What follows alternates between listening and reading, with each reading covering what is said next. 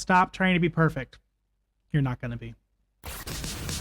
You're listening to That Music Podcast with Bryson Tarbett, the curriculum designer and educational consultant behind That Music Teacher and the Elementary Music Summit.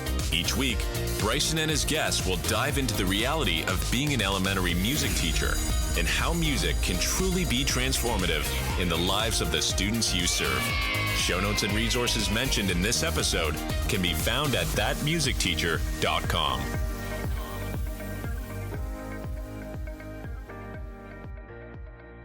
Welcome back to this week's episode of That Music Podcast, where I'm going to give you some tough love, and I'm going to be real quick, pull that Band-Aid off and tell you you're going to fail and you're going to let some balls drop and you are going to let some things slip through the cracks. And I'm here to tell you that that's okay. I don't want you to try to be the superhuman person that does literally everything absolutely perfect, because that comes at the cost of absolute overwhelm and burning out. So I know that there are certain things that have to be done. So think about, a lot of times we say like, oh, I dropped the ball on that one. And I want you to think, I didn't come up with this. I can't tell you who did. So if you know, please let me know. But you pretend we're juggling a bunch of balls, right?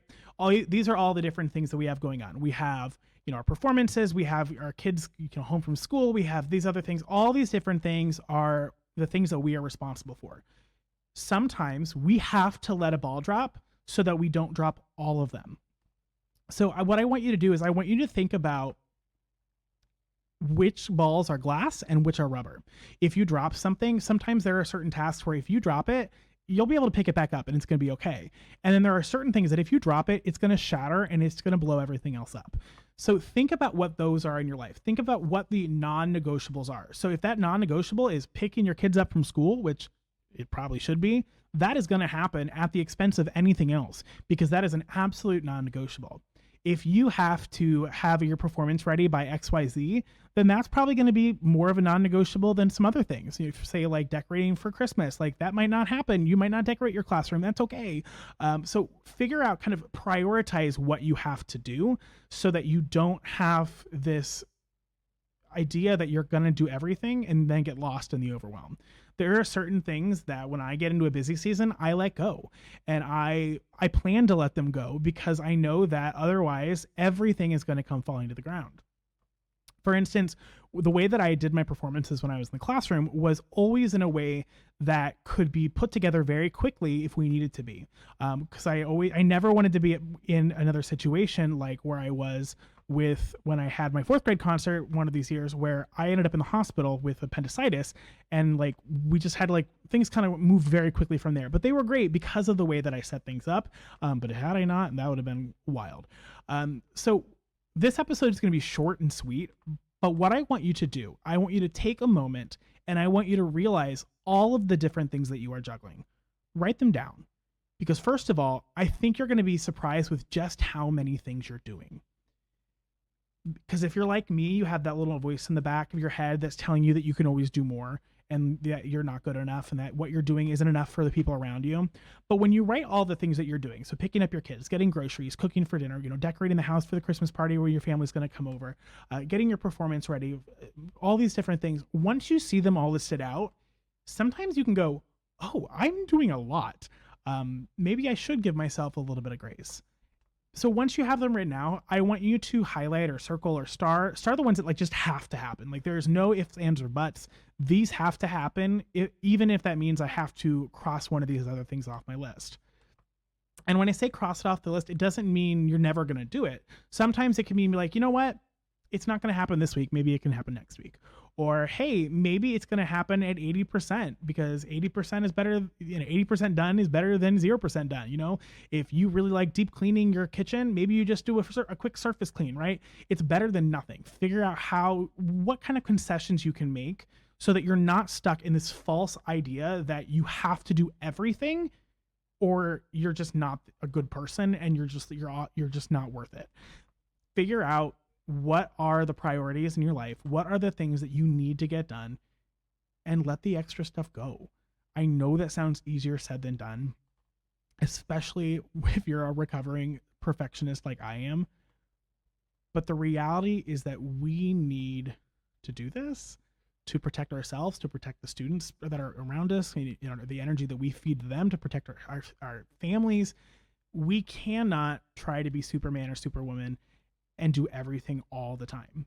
We have to prioritize, ask for help when we need it, and then also say no if we don't have any more bandwidth.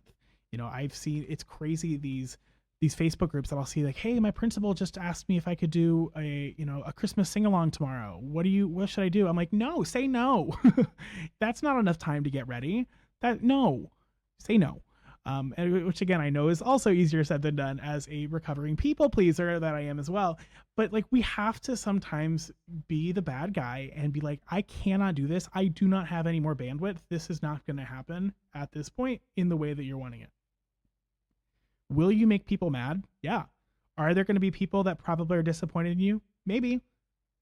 But remember that their perception of you does not equal the reality of you. Right? There are things that we have to do sometimes to protect us that other people disagree with, but that's okay. Because as grown-ups, we can agree that sometimes we disagree, and that's okay. So while this episode isn't super like, do this in your classroom tomorrow, or, all these different things, I think it's really important, because especially when we take some time and slow down kind of during, if you have a winter break, you might have the opportunity to realize that you are burning yourself out, and the way that you are living your school life and during the school year when you're not on breaks is just not sustainable. So if you're struggling with what I'm saying and you're really like, I just don't know where to start, I want you to pick one thing that you are responsible for that was on that list and just cross it out. Either it doesn't get done anymore, or you're going to do it next week. But for whatever reason, it's not going to happen this week. Get one of those balls that you're juggling out of the air so that you can focus on the rest of them, especially those ones that are made out of glass, that if you end up letting them drop, everything else is going to come crashing to the ground. I would love to hear your favorite tips for getting things done, and also just kind of protecting your time and setting those boundaries and realizing that sometimes you're going to have to choose not to be perfect. If you have any suggestions for what you do or what you would suggest other people to do, send us an email, hello@thatmusicteacher.com. Or if you're inside That Music Teacher community, post it in the community forum so that we can share our best tips and tricks for there. If you would like to learn more about how to join That Music Teacher community, which is our membership for community and content-specific professional development for music teachers just like you can check out the links wherever you are listening to this episode. With that being said, hope you have a wonderful holiday season. And in case nobody's told you, thank you so much for making a difference in the lives of the students that you teach.